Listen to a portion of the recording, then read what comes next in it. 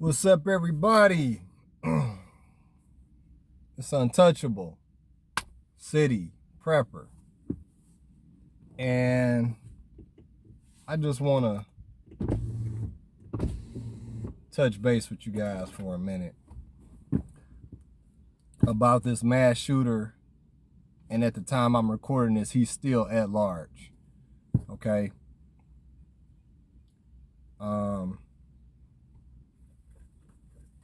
First and foremost, thank you to everybody who's been subscribing to my channel, who's been checking in with me. It does not go unnoticed. Thank you for everybody who's been commenting on my videos and sharing them. And, I just try to be genuine when I make videos and talk to you guys from a regular person type point of view. And you saw the title of the video, just because you live in a safe community, does it really mean you're safe? This mass shooter specifically, I don't want to say his name because he's about to be off the face of the earth in a minute. And I don't want to get this guy no clout. But these mass shooters are targeting these communities because they're soft targets. They're soft targets. Unfortunately, he targeted this bowling alley because he knew nobody was going to be armed there. He knew that when he walks in there, he wasn't going to get any resistance, and that's a coward. And what do cowards do? They do stuff like that. They don't want to see real resistance. Because if I was there, it would have been a different story. If any one of my followers would have been there, it would have been a different story. I would have had my 5.7 on me with the green tip ammo, and we would have saw who was the better man. Because anytime I'm with my kids, I'm armed. And I would suggest any man, dare I say woman, if you're with your kids, at any point in time, you are their only line of defense against anything that happens. Against anything that happens. Our kids can't fight for themselves. They can't think for themselves. So we got to do it for them. And I couldn't go to my grave peacefully knowing that I couldn't defend my family. And I know that the people who are watching this video right now 200% agree with that. I didn't think about a lot of things until I had kids. And dare I say, I probably wouldn't be a prepper if I didn't have kids and a wife and a family. Because when I was a bachelor, I didn't think about nothing. I was fine. I was living good. I was riding around in fancy cars. I had whatever going on. When you get a family and when the responsibility becomes more about them than you take a lot of other things into consideration. You spend money differently. You move differently. You think differently. You so many things, protection, and I couldn't even put myself in a position to think what it would have been like to be in that bowling alley and to see this guy coming with an AR and I wasn't armed. Because with me, let me tell you, that's never going to happen. As long as I stand on 2 feet and take air, that will never happen. I will always be armed with my wife and my children around me because they mean more to me than my life. And I would highly suggest, if you guys feel the same way about your family, go get your CPL and always stay armed. And even for yourself, even for myself, and I often tell my wife, I'm coming home. I might be missing a couple pieces. I might be missing an eye. I might be missing an arm. I might have a little limp when I get back, but I'm coming home. I'm coming home. You can guarantee that I'm coming home. You know. So, you know, even with this thing with Hamas, where these guys was parachuting out the sky and everything, my house is set up for defense. I have my house set up for defense. You know, my truck is set up for defense. You know, I have certain things in certain places within my house for an active shooter. If somebody broke in, if a mass shooter came down my block, you know, and I'm not going to say what it is on this channel, but just know at a moment, wherever you go in my house, you probably will have access to something. Now, granted, my house isn't huge. I don't live in a mansion. I don't live in some big, huge 4-acre property, but you are well protected within my house at all times. And I'll say that.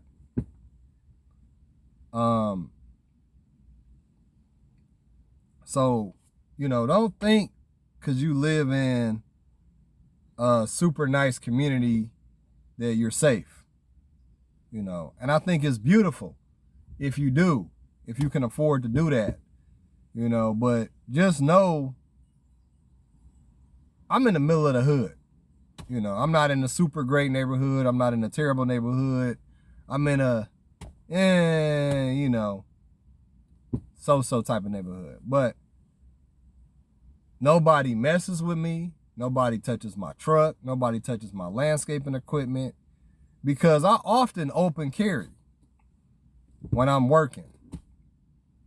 You know, when I'm putting up my equipment, you know, I keep a relationship with my neighbors and things like that. And your community is going to be your biggest weapon.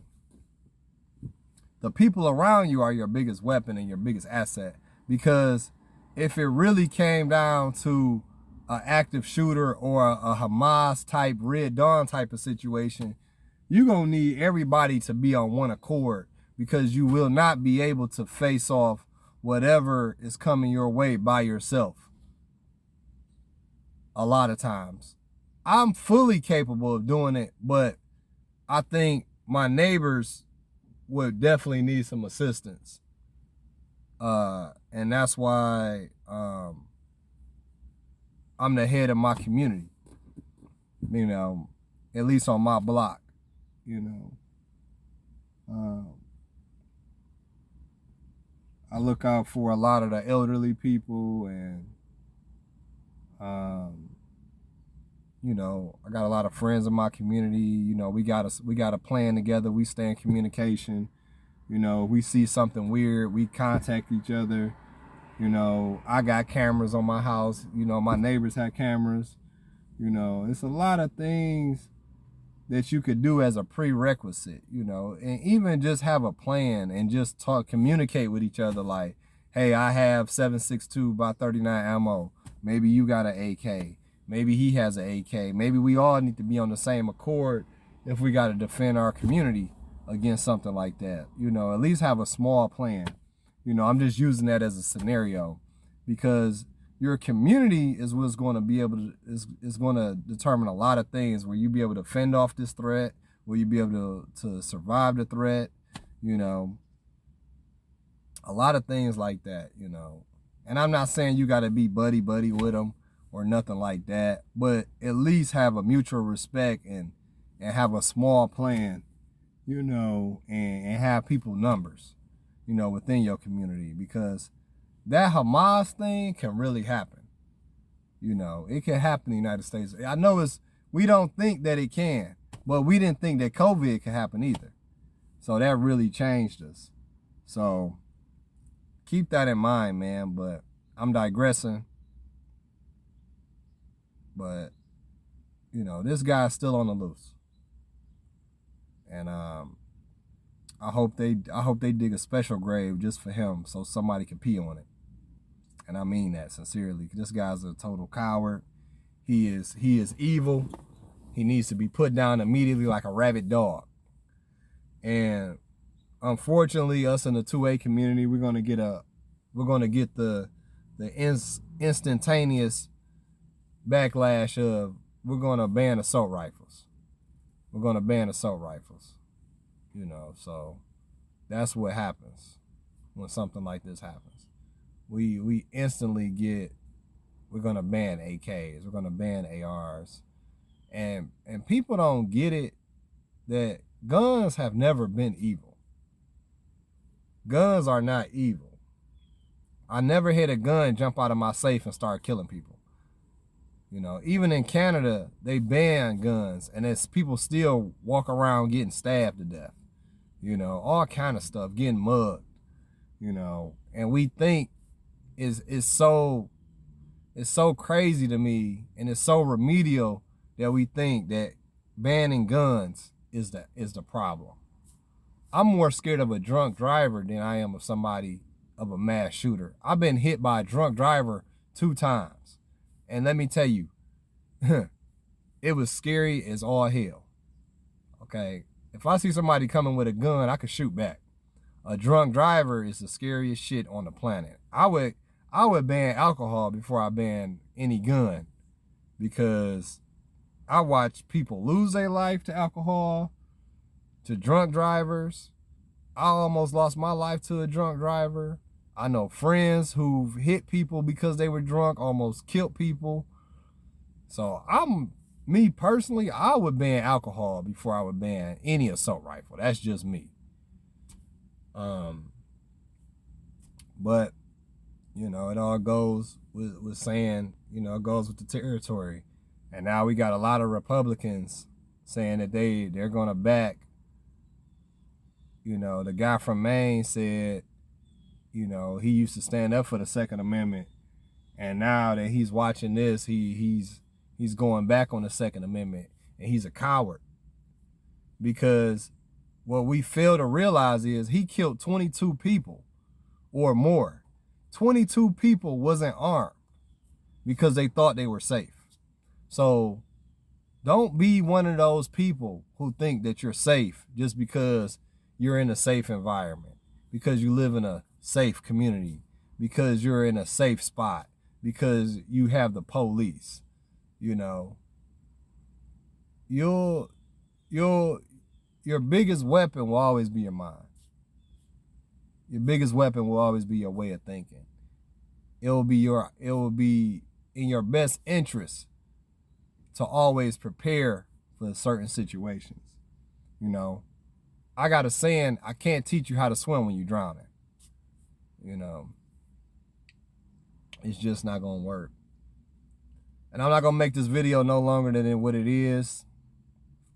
I love you guys with the strength of Christ. I want you guys to stay well armed, stay prepared, stay focused. I hope they catch this mass shooter. And this is Untouchable City Prepper saying, take care of yourself, take care of each other, take care of your family. Thank you for everybody who's been commenting on my videos once again. Thank you for everybody who's been liking my videos. Thank you for everybody who's been sharing my videos. And I'm letting you know, man, your greatest weapon will always be your mind and your strength with Christ. It's Untouchable City 1.